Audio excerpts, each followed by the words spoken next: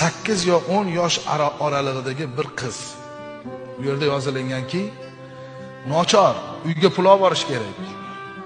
Ana shu qizcha pul so'rasa, badbaxt bir erkak mana shu qalampirni, garimdorini yesang pul beraman deyapti. Haligi 8-10 yosh qizcha shunga rozi bo'lyapti. Ukalari bor uyda, non olib borish kerak. Rozi bo'lib, mayli deb haligini qo'ldagi garimdorini olib chaynab yeyapti. Garimdorini bergan inson hahalab kulyapti. Maza qilyapti. Achchiqmasmi desa, yo'q deyapti. Chunki achchiq desa pul ola olmaydi dedi. Shundoq videoga olib turgan ahmoqni qarang. Yaqin olib kelib ko'zini ko'rsa, ko'zdan dona yosh yoqyapti. Lekin baqirib yig'la olmayapti.